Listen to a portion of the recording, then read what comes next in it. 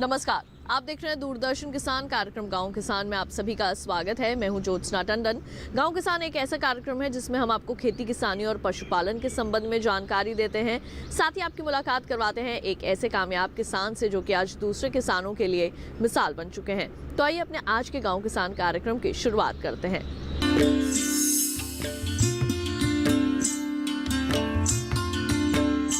आइए कार्यक्रम की शुरुआत करते हैं हमारे पहले सेगमेंट खेती किसानी से।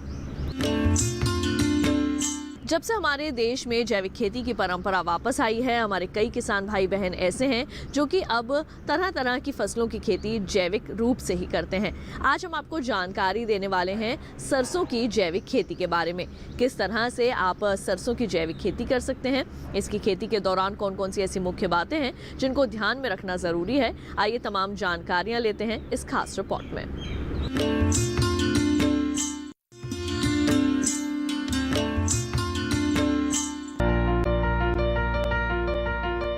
सरसों हमारे देश की मुख्य तिलहनी फसल है। इसे सीमित सिंचित क्षेत्र में भी आसानी से उगाया जा सकता है। इसकी खेती मुख्य रूप से हरियाणा, राजस्थान, मध्य प्रदेश, उत्तर प्रदेश और महाराष्ट्र में की जाती है, जबकि देश के ज्यादातर हिस्सों में सरसों के तेल का उपयोग खाद्य तेल के रूप में किया जाता है। सरसों के तेल में पाए जाने वाले औषधीय गुण इसे और भी उपयोगी बनाते हैं। इसीलिए बाजार में हमेशा इसकी मांग बनी रहती है। इसकी मांग और उपयोगिता को देखते हुए सरकार ने भी सरसों के तेल में किसी भी प्रकार का अन्य खाद्य तेल मिलाने पर पूरी तरह से रोक लगा दी है। इस कदम से जहां लोगों को शुद्ध तेल मिल सकेगा, वहीं किसानों को भी काफी मुनाफा होगा। सरसों की फसल से ज्यादा उपज लेने के लिए किसानों को कई बातों का ध्यान रखना चाहिए। मेरठ के किसान विनोद सैनी ने अपने खेत में जैविक रूप से सरसों की खेती कर रखी है। इसे करते समय विनोद ने किन बातों का ध्यान रखा है, आइए जानते हैं उन्हीं से। आप जो देख रहे हैं ये एक सरसों का खेत है। जो सरसों के खेत है उसकी जो तैयारी है हम लोगों ने बड़े ही मेहनत से की। सबसे पहले उसमें जो था ये आलू का खेत था। आलू हमने अर्ली खोद लिया था, अगेता आलू था, और उसमें जो था फिर हमने जुताई करी। जुताई करने के बाद उसमें फिर खाद डाला, वर्मी कंपोस्ट हमने इसमें 5 कुंटल प्रति बीघा यानी कि 30 कुंटल प्रति एकड़ के हिसाब से हम लोगों ने इसमें वर्मी कंपोस्ट डाला। साथ में जीवा अमृत और सरसों की खल को 2-3 दिन तक के हमने भिगो के रखा और उसको फिर सुबह शाम हम चलाते रहे। वर्मी कंपोस्ट में मिक्स करके हम लोगों ने इसमें सरसों की खल डाली। दूसरा क्या था कि फंगस आने की वजह से जो ट्राइकोडर्मा होता है और बवेरिया बेसाना दीमक के लिए उन दोनों बायो एजेंट को भी हम लोगों ने खाद में मिला के, वर्मी कंपोस्ट में मिला के खेत में छिड़काव करा। खेत की तैयारी पे पूरा ध्यान दिया जिससे कि हमारे खेत में जैविक खाद से अलावा रासायनिक खाद की ज़रूरत ना पड़े, क्योंकि हम लोग जो तैयार सरसों करेंगे जैविक, उसका तेल निकाल के मार्केट में देंगे, तो उस हिसाब से हम लोगों ने इसमें केवल जैविक खाद ही यूज किया है। खेत की तैयारी के बाद हमने बीज का चयन किया। बीज जो था हम लोग भरतपुर में भारतीय कृषि अनुसंधान केंद्र सरसों का है, तो वहाँ से हम बीज लेके आए, अच्छी वैरायटी लेके आए और अच्छी वैरायटी जो है वो हमने अपने खेत में लगाई, क्योंकि अच्छी वैरायटी चुनना सबसे ज़रूरी है। अगर वैरायटी अच्छी है तो हमारे खेत में पैदावार भी अच्छी होगी। तो हमें सबसे पहले ये सोचना है कि वैरायटी हमें अच्छी कहाँ से उपलब्ध हो सकती है। दूसरा, जुताई करने के बाद फिर हम लोगों ने इसमें सरसों बो दी। बोने के बाद 10 अक्टूबर के करीब हमने इसकी सोइंग करी। उसके करीब 30-35 दिन बाद जब इसमें लगा कि खरपतवार जो है, सरसों थोड़ी छोटी छोटी थी लेकिन उसमें खरपतवार हो रहे थे, तो इसमें करीब हमने एक निराई कराई। निराई कराने के बाद करीब 8 दिन के बाद हमने इसमें पहले सिंचाई करी और पहली सिंचाई करने के बाद फिर जब ये बताऊ आई, निराई के लिए योग्य हुई, तो हमने फिर दूसरी निराई जो था इसमें की। निराई करने से जो लाभ मिला, खरपतवार तो निकली ही निकली, लेकिन जो पौधे की ग्रोथ हुई वो भी देखने लायक थी। इसमें हमने किसी भी खरपतवार नाशक का स्प्रे नहीं किया। भले ही उसमें लेबर थोड़ी ज़्यादा लगी, लेकिन हमें किसी भी केमिकल का, किसी भी खरपतवार का इसमें स्प्रे नहीं करना था। इस वजह से हमने लेबर ज़्यादा लगाई, क्योंकि ज़्यादा निराई गुड़ाई होने से उसकी पैदावार भी बढ़ेगी। इसलिए ये ज़रूरी नहीं कि भाई हमारी उसमें लागत बढ़ रही है। किसान विनोद का कहना है कि इस तरह से तैयार जैविक सरसों की फसल को सीधे बाजार में नहीं बेचते हैं, बल्कि इससे सरसों का तेल निकाला जाता है जिसे सीधे ग्राहक तक जाए। साथ ही इसके लिए किसान को खुद के ब्रांड नाम से बेचना चाहिए। इससे किसान के उत्पाद का प्रचार होगा और उसे शुद्ध मुनाफा मिल सकेगा। काम को आसान करने के लिए किसान समूह में भी अपना उत्पाद बेच सकते हैं। जो आप फसल देख रहे हैं, ये करीब जो है 2.5 महीने की फसल हो गई है और इसमें अब फ्रूटिंग शुरू हो गई है। अब धीरे धीरे पक जाएगी। पकने के बाद हम लोग इसको जो है मार्केट में नहीं बेचेंगे, क्योंकि मैंने अभी पहले भी बताया था कि इसमें हम लोगों ने रासायनिक खाद प्रयोग नहीं किया है। इस वजह से हम लोगों ने इसमें जैविक से तैयार किया है, तो हम इसका तेल निकलवा के तब मार्केट में देंगे, क्योंकि मार्केट में जो जैविक उत्पाद किसान के यहाँ पैदा होता है उसका दाम अच्छा नहीं मिल पाता। तो जैविक का फ़ायदा लेने के लिए ज़रूरी है कि हमारा जो उत्पाद हो वो कंज्यूमर तक सीधे जाए, तब हम उसका लाभ ले सकते हैं। तो उसका सीधा लाभ हमें तभी मिलेगा जब हम इसका तेल निकलवा के और इसको अपने नाम से हम मार्केट में देंगे। तो ज़रूरी है कि इसकी तेल निकलवा के हम पैक करके तब इसको हम मार्केट में देंगे, क्योंकि मार्केट में सरसों का रेट जो है लास्ट ईयर सीजन की हम बात करते हैं तो 3800 रुपये कुंटल रहा था। और 3800 रुपये कुंटल में ज़रूरी नहीं है कि हर किसान के, हमारे यहाँ पे तो ये 2 कुंटल 1 बीघे में निकल जाएगी, लेकिन हर किसान के यहाँ 2 कुंटल नहीं निकल पाती है। 1 कुंटल भी रह जाती है तो 1 कुंटल में किसान का खर्चा नहीं निकलता। अगर 3800 रुपये में हम किसान मार्केट में बेचता है तो उसको लाभ नहीं मिलता है। तो मार्केट को देखते हुए ज़रूरी है कि एक तो पैदावार भी बढ़े और दूसरा किसान को अच्छा दाम भी मिले। अगर दाम नहीं मिल पाता है तो उसके लिए हम कोशिश ये करें कि अपनी सरसों को अपने नाम से मार्केट में दें। अगर सिंगल किसान इस चीज़ को नहीं कर सकता है तो हमने एक समूह बना रखा है। उस समूह के ज़रिए हमने करीब 10-15 किसान जोड़ रखे हैं और उनका सबका जो है जैविक ही हम लोग करवा रहे हैं। इकट्ठा करके सभी का प्रोडक्ट इकट्ठा करके तेल निकलवा के हम इसको मार्केट में देंगे, जिससे किसानों को इस चीज़ का अच्छा लाभ मिल सके। धन्यवाद। जैविक उत्पाद मौजूदा समय की मांग है। जैविक कृषि करके एक और जहां किसान अपनी लागत को कम कर रहा है, वहीं इससे मिट्टी और पर्यावरण को भी लाभ पहुंच रहा है। तो अभी आपने सरसों की जैविक खेती के बारे में जाना। इसके साथ ही कार्यक्रम गांव किसान में वक्त हो चला है एक छोटे से ब्रेक का। जल्द लौटेंगे वापस अपने अगले सेगमेंट के साथ। आप देखते रहिए दूरदर्शन किसान।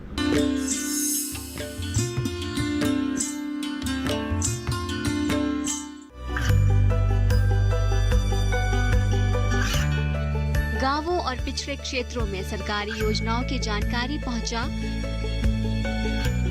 देश में कौशल और क्षमता विकास कर ग्रामीणों को सामाजिक बदलाव और विकास से जोड़ने की दूरदर्शन किसान की पहल चौपाल चर्चा देखें सोमवार से शुक्रवार सुबह 9 बजे। बीमारियों से कैसे बचेगी फसल? मवेशियों की मुश्किलों का क्या है हल? कहां से लाएं बीज, कितनी लगेगी खाद? किसानों के हर फोन का विशेषज्ञ देंगे जवाब। देखिए हेलो किसान लाइव सोमवार से शुक्रवार शाम 6 बजे।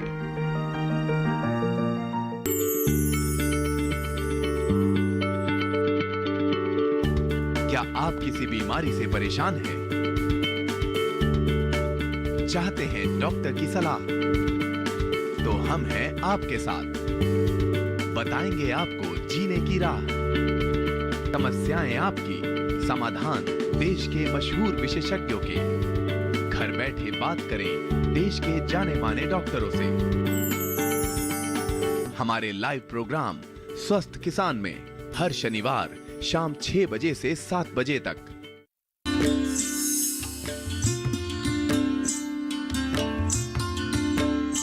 ब्रेक ब्रेक के बाद एक बार फिर आप सभी का स्वागत है कार्यक्रम गांव किसान में। आइए बढ़ते हैं आगे और अब देखते हैं सेगमेंट हमारा पशुधन। किसान भाइयों बहनों, जैसे कि हम सभी जानते हैं कि पशु ही हमारा असली धन है और खेती किसानी के क्षेत्र के साथ साथ अगर आप पशुपालन के क्षेत्र में अपना हाथ आगे बढ़ाते हैं तो निश्चित तौर पर अपनी आमदनी को दोगुना कर सकते हैं। आज हम आपको जानकारी देने वाले हैं गौपालन के बारे में, किस तरह से आप आसानी से कर सकते हैं गौपालन और इसके क्या क्या लाभ हैं। आइए जानते हैं इसके बारे में इस विशेष रिपोर्ट के अंदर।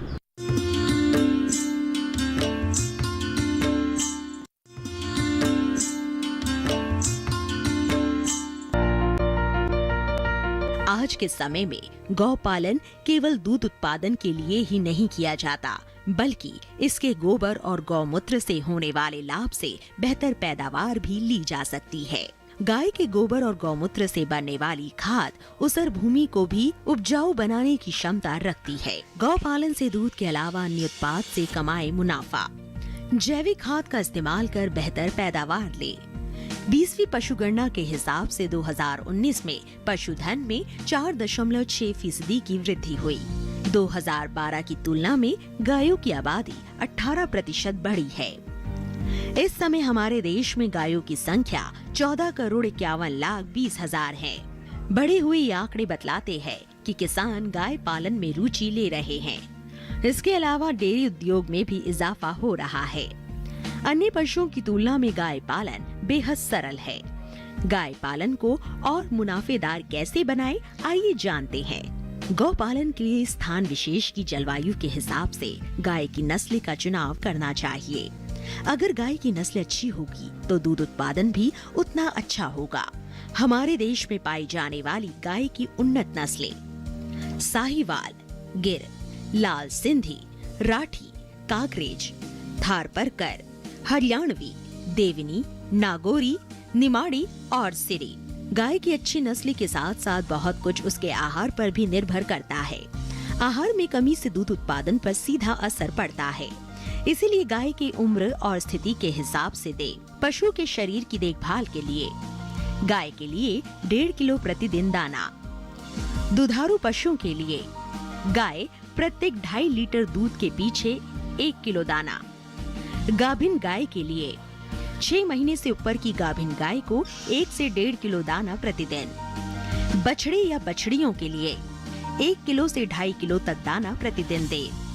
वहीं संतुलित दाना बनाने के लिए इन सामग्रियों को मिलाए। 100 किलो संतुलित दाना बनाने के लिए मक्का, जौ, गेहूं, बाजरा लगभग 35%, खली की मात्रा लगभग 32 किलो, गेहूं का चोकर, चने की चूरी, दालों की चूरी, राइस ब्रेन करीब लगभग 35 किलो, खनिज लवण की मात्रा लगभग 2 किलो।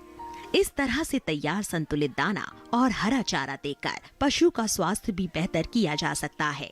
साथ ही भरपूर उत्पादन भी लिया जा सकता है। वहीं दूसरी ओर यदि पशु स्वस्थ नहीं होगा तो उससे अच्छा दूध उत्पादन भी नहीं लिया जा सकता। इसलिए जरूरी है कि पशु को पेट के कीड़े की दवा, खुरपका, मुंह पका, गला घोटू का टीका समय पर लगवाएं। साथ ही रोग के लक्षण की पहचान कर तुरंत इलाज कराएं। इस कदम में सरकार पशुपालकों के साथ है। पशुओं में खुरपका और मुंह पका रोग ब्रुसेलोसिस के लिए राष्ट्रीय पशु रोग नियंत्रण कार्यक्रम के तहत गाय व भैंस को चिन्हित कर टीकाकरण किया जाता है। गाय पालन वैसे तो भारत में कम मुनाफे का व्यवसाय माना जाता है, लेकिन सही देखभाल और जानकारी लेकर इससे कई गुना मुनाफा कमाया जा सकता है। इसके लिए पशुपालन विभाग समय समय पर सही मार्गदर्शन देकर किसानों को, पशुपालकों को जागरूक करने का काम करता आ रहा है।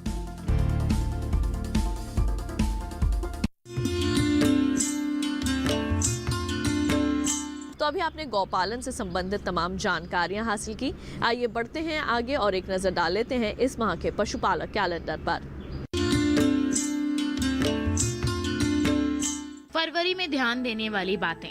मौसम वैज्ञानिकों के अनुसार फरवरी माह में अनेक स्थानों पर वर्षा होने की संभावना रहती है, अतः पशुओं को भीगने से बचाएं एवं बादल हटने पर सर्दी के बढ़ने के आसार को देखते हुए पर्याप्त बचाव के उपाय करें।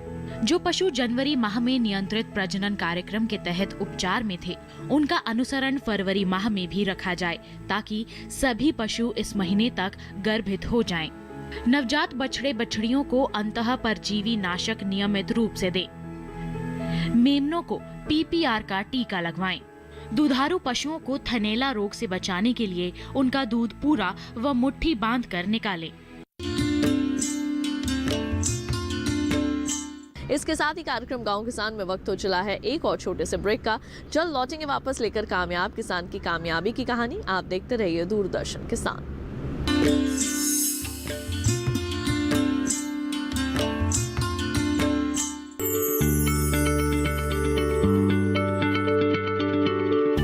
क्या आप किसी बीमारी से परेशान हैं?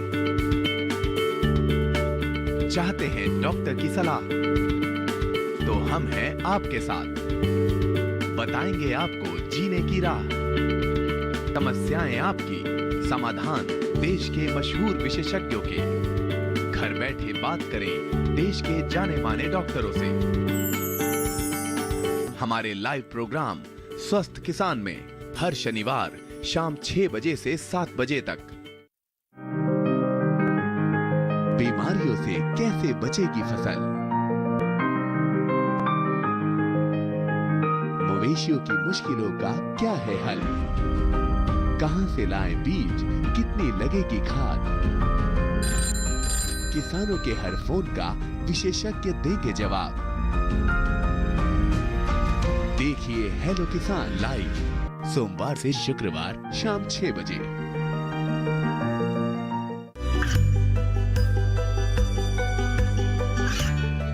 गांवों और पिछड़े क्षेत्रों में सरकारी योजनाओं की जानकारी पहुंचा। देश में कौशल और क्षमता विकास कर ग्रामीणों को सामाजिक बदलाव और विकास से जोड़ने की दूरदर्शन किसान की पहल चौपाल चर्चा देखें सोमवार से शुक्रवार सुबह 9 बजे।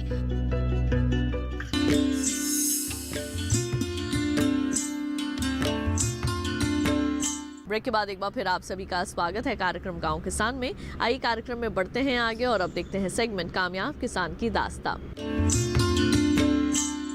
अपने आज के इस भाग में हम आपकी मुलाकात करवाने वाले हैं एक ऐसे कामयाब किसान से जिन्होंने कड़ी मेहनत और परिश्रम करके कामयाब किसान की सूची में अपना नाम दर्ज करवाया है और आज दूसरे किसानों के लिए मिसाल बन चुके हैं। तो आइए देखते हैं उनकी सफलता की ये कहानी, उन्हीं की मुंह जुबानी।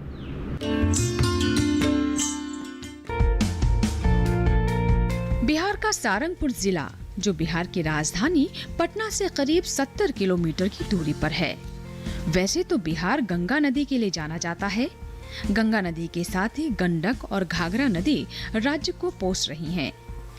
इस राज्य में गेहूं, धान, मक्का, आलू, दलहन और तिलहन की फसलें ली जाती हैं। सारंग जिले की मांझी सबसे बड़ी तहसील है। इस तहसील में गांव की एक जमात में एक गांव है बरेजा। इसी गांव में रहती है सुनीता प्रसाद, जो कृषि का रास्ता थाम सफलता की सीढ़ियां चढ़ रही हैं। बढ़ते परिवारों के साथ साथ जमीन के हिस्से टुकड़े भी होते जाते हैं।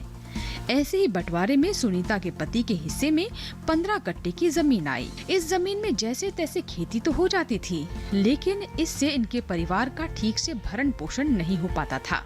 नतीजतन परिवार कर्ज के बोझ के तले दबता जा रहा था। बच्चों की पढ़ाई बमुश्किल हो पा रही थी। इसी बीच सुनीता ने एक दिन पेपर में मशरूम की खेती के बारे में पढ़ा, जिसको पढ़कर और समझकर सुनीता को उम्मीद की एक किरण नजर आई।